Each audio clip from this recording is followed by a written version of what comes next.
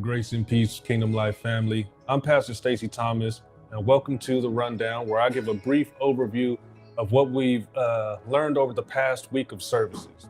The Rundown series has been a private series on the Kingdom Life app and on our private Facebook group, but we decided to extend it out to the public. So do me a favor and like this video, leave a comment, and now feel free to share it as well. In our January 19th celebration service video, Pastor Stacy taught us about having better faith, and she used Daniel chapter 6 for her text. Pastor Des started by saying how most of us understand faith in general, having faith in God, speaking what is not as though it's already done, believing for healing by faith, etc., etc., etc.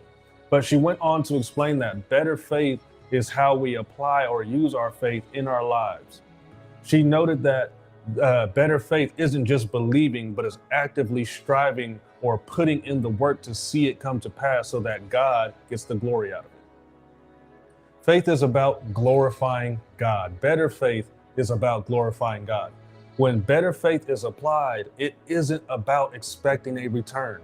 It's about expecting God to get the glory out of it. Better faith is seeing no limits in limited situations. And according to the text in Daniel chapter 6, somewhere along the line, you should be accused of having better faith. You should be accused of having better faith in some way or another. In other words, someone somewhere should notice your faith in God. That could be people who can't stand you, or maybe it could be unsaved coworkers. You never know. But somebody should accuse you of having faith in God. Better faith is a willingness to accept and endure difficulty for the sake of the gospel. Let me say that again.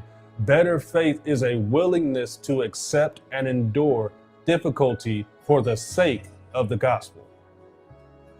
One thing that we need to recognize if we're going to exercise better faith is that we need to have endurance, which is what we learned in our last midweek push service.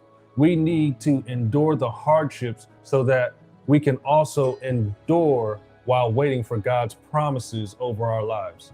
Spiritual endurance is growing through your trials and not just going through them. You have to grow through them. Remember, we're in a series about growing on Wednesdays, okay? So your endurance and your faith, they have to be working together.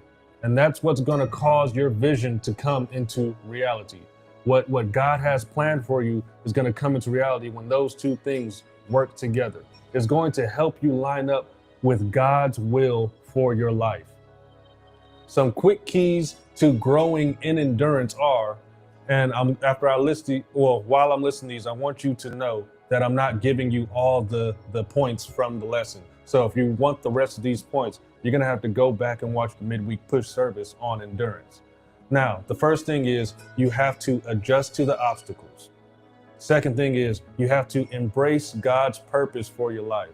The third thing is you have to be in God's word. And lastly, the last point that I'm going to give you, you have to focus on Jesus. Look, I need you to go back and watch these services so you can get more out of them, because I can't do justice in these 3 to 4 minutes that I have with you on the rundown.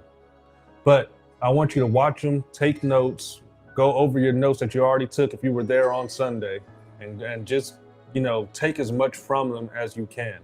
And don't forget, go back and watch our last Sunday celebration service where we celebrated our 3-year anniversary in Wichita Falls, Texas. Now, until next time, live your best life by living a kingdom life. Grace and